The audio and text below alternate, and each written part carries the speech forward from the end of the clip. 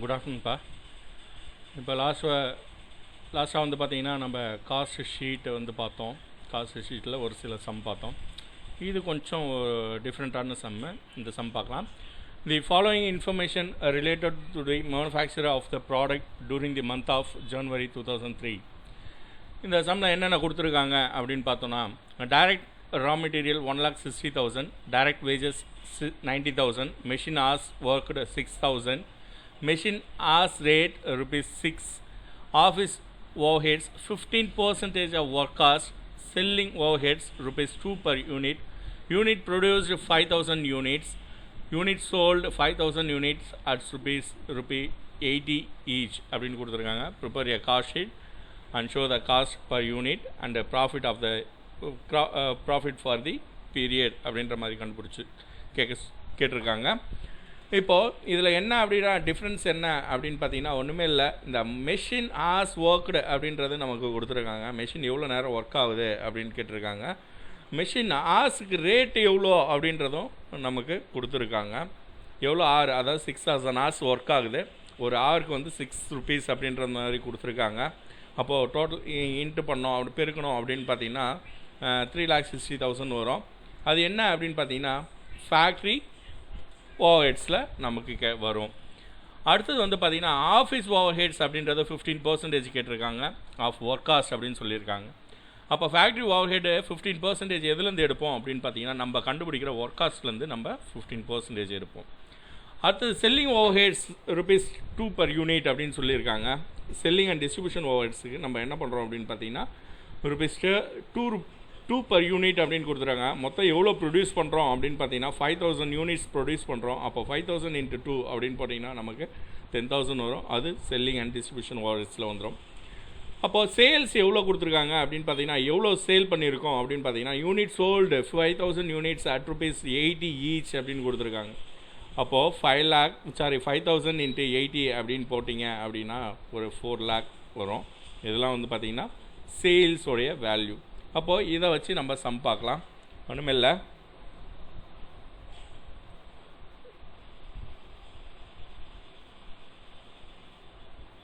இந்த சம் பாருங்கள். ஃபஸ்ட்டு ரா மெட்டீரியல், அதாவது டைரக்ட் ரா மெட்டீரியல் அப்படின்றது 1,60,000 அப்படின்றது நமக்கு கொடுத்துட்டான். அப்போது 1,60,000 கொடுத்துட்டான் அப்படின்னா நம்ம என்ன பண்ணுறோம், இந்த யூனிட் காஸ்ட் பர் யூனிட்டுக்கு எவ்வளோ அப்படின்றத நம்ம கண்டுபிடிக்கிறோம். அது எவ்வளோ யூனிட்டுக்குன்னு கண்டுபிடிக்கிறதுக்கு என்ன பண்ணுறோம் அப்படின்னு பார்த்தீங்கன்னா எவ்வளோ தூரம் அவன் மேனுஃபேக்சரிங் பண்ணுறானோ, ஓகேவா, அதாவது எவ்வளோ தூரம் அவன் மேனுஃபேக்சரிங் பண்ணுறானோ அதால் டிவைட் பண்ணிங்க அப்படின்னா நமக்கு எவ்வளோ 5,000 யூனிட்ஸ் இருக்குது. அப்போது 5,000ஆல் நம்ம மல்டிப்ளை பண்ணோம் அப்படின்னா நமக்கு இந்த 32% நமக்கு கிடைக்கும். அதாவது நம்ம எவ்வளோ தூரம் யூனிட் ப்ரொடியூஸ் பண்ணுறோம் அப்படின்றது தெரிஞ்சிச்சுன்னா ரா மெட்டீரியல் எவ்வளோ அப்படின்றது தெரிஞ்சிடும்.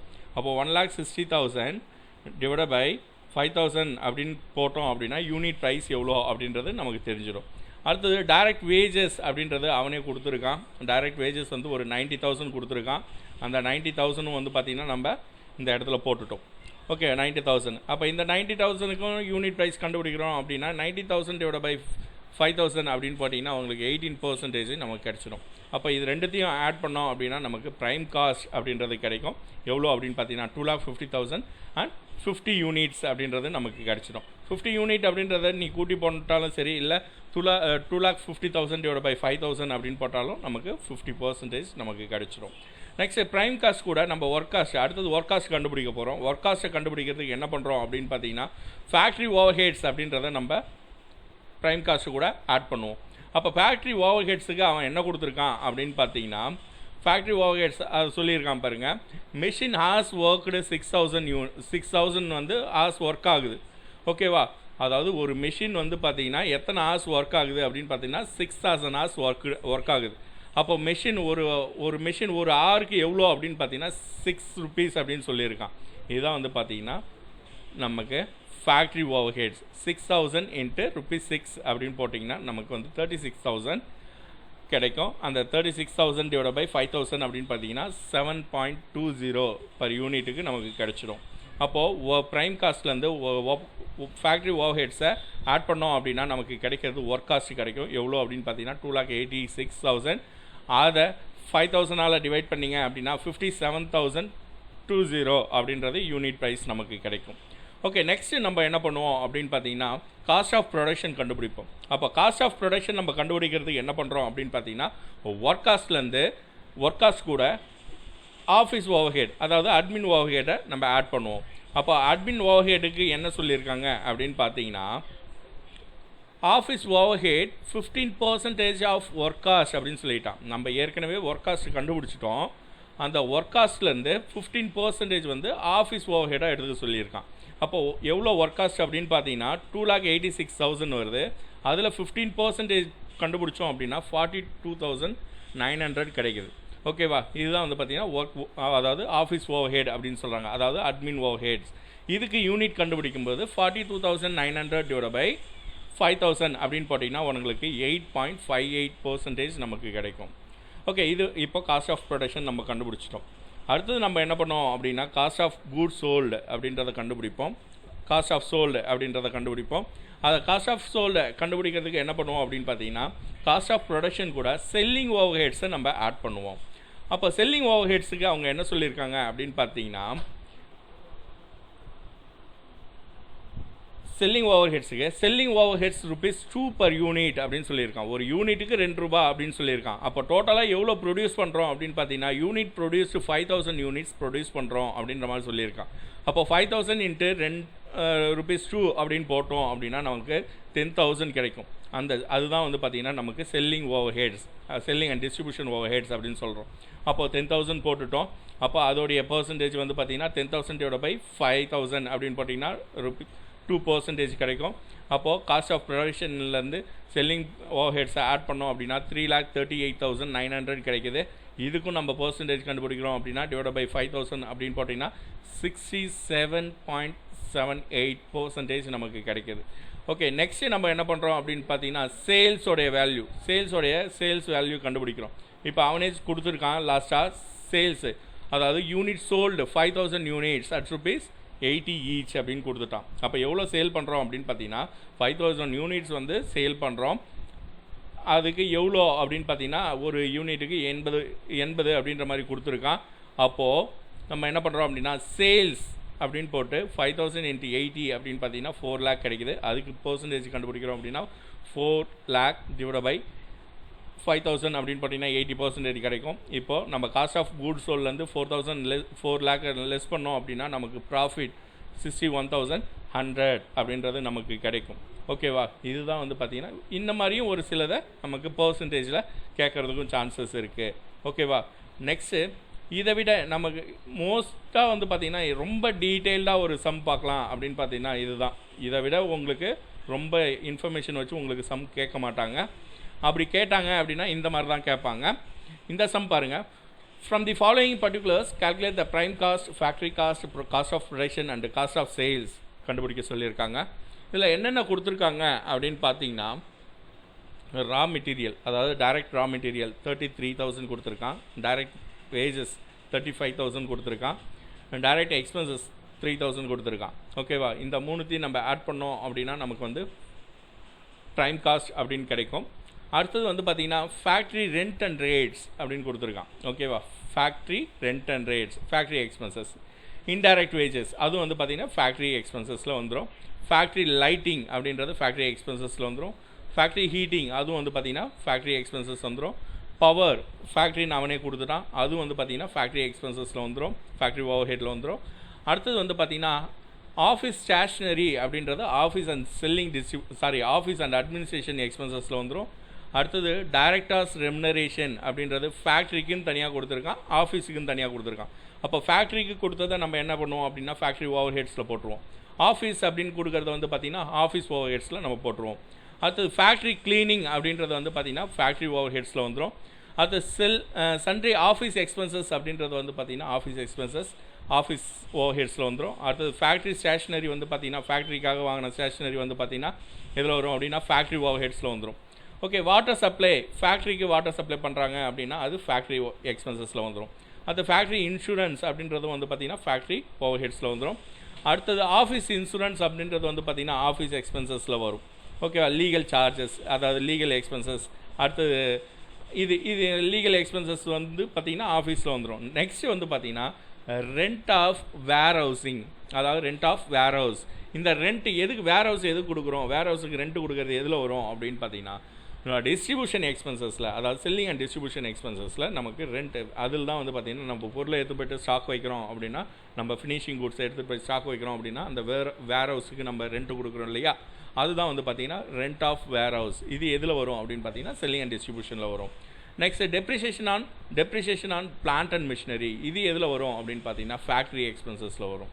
Next depreciation of office building அப்படின்னு ஆஃபீஸ் அப்படின்னு கொடுத்துருக்கான். அப்போ எதில் வரும் அப்படின்னு பார்த்தீங்கன்னா ஆஃபீஸ் ஓவர்ஹெட்ஸில் வந்துடும். அடுத்தது டெப்ரிசியேஷன் ஆன் டெலிவரி வேன். ஓகேவா, டெப்ரிசியேஷன் ஆன் டெலிவரி வேன் எதுக்கு யூஸ் பண்ணுறோம் அப்படின்னு பார்த்தீங்கன்னா நம்ம ஃபினிஷிங் கொடுத்து எடுத்துகிட்டு போய்ட்டு டெலிவரி பண்ணுறதுக்கு, சேல் பண்ணுறதுக்கு எடுத்துகிட்டு போகிறோம். அந்த வேனுக்கு ஏதாவது ப்ராப்ளம் ஆகிடுச்சு, இல்லை பஞ்சர் ஆகிடுச்சு, ஏதாவது ஏதோ ஒன்று ஆயிடுச்சு அப்படின்னு வச்சுக்கோங்களேன், அதுக்கு நம்ம டெப்ரிசியேஷன் கொடுக்குறோம் அப்படின்னா அதுக்கும் வந்து பார்த்திங்கன்னா அது செல்லிங் அண்ட் டிஸ்ட்ரிபியூஷன் ஓவர்ஹெட்ஸில் வந்துடும்.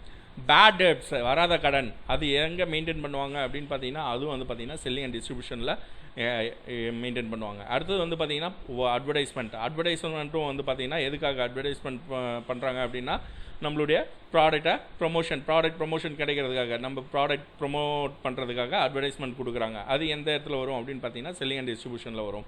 அது சேலரிஸ் ஆஃப் சேல்ஸ்மேனுக்கு சேலரி கொடுக்குறாங்க அப்படின்னு பார்த்தீங்கன்னா அதுவும் வந்து பார்த்திங்கன்னா நமக்கு செல்லிங் அண்ட் டிஸ்ட்ரிபியூஷனில் வரும்.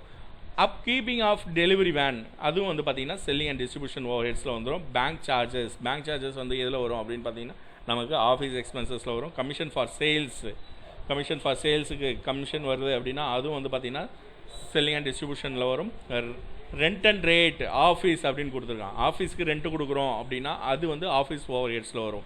Okay, loose tools return of அப்படின்றது வந்து பார்த்திங்கன்னா அதான் அவுட்புட் டன்ஸ் அப்படின்னு கொடுத்துருக்கான். இது எதில் வரும் அப்படின்னு பார்த்தீங்கன்னா டூல்ஸ் ரிட்டர்ன் ஆஃப் அப்படின்றது வந்து பார்த்திங்கன்னா நமக்கு ஃபேக்ட்ரி ஓவர்ஹெட்ஸில் வந்துடும்.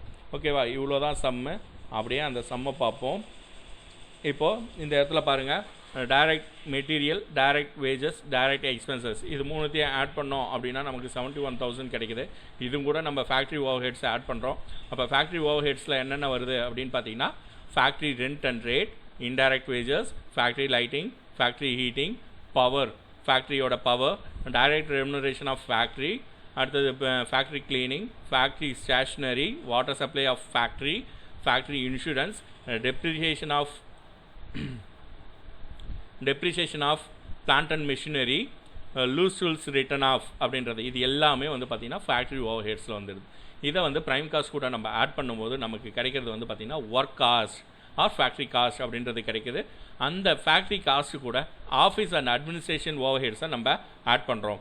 அப்போது என்னென்ன ஆஃபீஸ் அண்ட் அட்மின் எக்ஸ்பென்சஸில் என்னென்ன வருது அப்படின்னு பார்த்தீங்கன்னா ஆஃபீஸ் ரிலேட்டடாக நடக்கிற எக்ஸ்பென்சஸ், அதாவது office stationery, directors remuneration office, sundry expenses, sundry office expenses, office insurance, legal expenses, depreciation of office building, bank charges, rent and rate, இது எல்லாமே வந்து பார்த்திங்கன்னா ஆஃபீஸ் அண்ட் அட்மினிஸ்ட்ரேஷன் ஓவர்ஹெட் அப்படின்னு சொல்கிறாங்க. இதை ஆட் பண்ணோம், எது கூட ஆட் பண்ணுறோம் அப்படின்னு பார்த்தீங்கன்னா work cost or factory cost கூட நம்ம ஆட் பண்ணோம் அப்படின்னா நமக்கு கிடைக்கிறது வந்து பார்த்திங்கன்னா காஸ்ட் ஆஃப் ப்ரொடக்ஷன் நமக்கு கிடைக்குது. ஓகே, அப்போது நெக்ஸ்ட் நம்ம என்ன பண்ணுறோம் அப்படின்னு பார்த்தீங்கன்னா காஸ்ட் ஆஃப் ப்ரொடக்ஷன் கூட செல்லிங் அண்ட் டிஸ்ட்ரிபியூஷன் ஓவர்ஹெட்ஸை ஆட் பண்ணுறோம். அப்போ செல்லிங் அண்ட் டிஸ்ட்ரிபியூஷன் ஓவர்ஹெட்ஸ் என்னென்ன இருக்குது அப்படின்னு பார்த்தீங்கன்னா ரெண்ட் ஆஃப் வேர் ஹவுஸ், அதை சொன்னேன், ரெண்ட் ஆஃப் வேர் ஹவுஸ், அப்புறம் depreciation on delivery van, bad debts, advertisement, salesman salaries, upkeeping of delivery van, commission of sales, இது எல்லாத்தையுமே வந்து பார்த்திங்கன்னா செல்லிங் அண்ட் டிஸ்ட்ரிபியூஷன் ஓவர்ஹெட்ஸில் காட்டுறோம். அப்போது காஸ்ட் ஆஃப் ப்ரொடக்ஷன் கூட செல்லிங் அண்ட் டிஸ்ட்ரிபியூஷன் ஓவர்ஹெட்ஸை ஆட் பண்ணும்போது நமக்கு டோட்டல் காஸ்ட் ஆஃப் சேல்ஸ் அப்படின்றது கிடைக்குது. நெக்ஸ்ட் நம்ம என்ன பண்ணுறோம் அப்படின்னு பார்த்தீங்கன்னா சேல்ஸ் அப்படின்னு நமக்கு கொடுத்துறோம். 500 tons at ₹40 per unit அப்படின்ற மாதிரி சம்மில் நமக்கு கொடுத்துருக்காங்க. ஓகேவா, இதோ கொடுத்துருக்காங்களா, அவுட்புட் வந்து பார்த்திங்கன்னா 5,000, சேல்ஸு at ₹40 per unit அப்படின்னு கொடுத்துட்டான். அப்போது சேல்ஸோடைய வேல்யூ எவ்வளோ அப்படின்னு பார்த்தீங்கன்னா 2 lakh அப்படின்றது நமக்கு தெரிஞ்சிச்சு. அந்த 2 lakhல நம்ம என்ன பண்ணுறோம் அப்படின்னு பார்த்தீங்கன்னா காஸ்ட் ஆஃப் சேல்ஸ்லேருந்து இந்த சேல்ஸை லெஸ் பண்ணோம் அப்படின்னா நமக்கு ப்ராஃபிட் வந்து 82,100 அப்படின்றது நமக்கு கிடைக்கிது. ஓகேவா, இதுதான் வந்து பார்த்திங்கன்னா கொஞ்சம் டீப்பாக இருக்கும். எல்லா டிரான்சாக்ஷனும் இதில் காமிச்சிருப்பாங்க. மோஸ்ட் ஆஃப் த டிரான்சாக்ஷன் எல்லாமே இதில் வந்துடும். ஓகேவா, இந்த மாதிரி சம்மும் நமக்கு 10 மார்க்கில் கேட்குறதுக்கு சான்சஸ் இருக்குது. So keep it up. Thank you.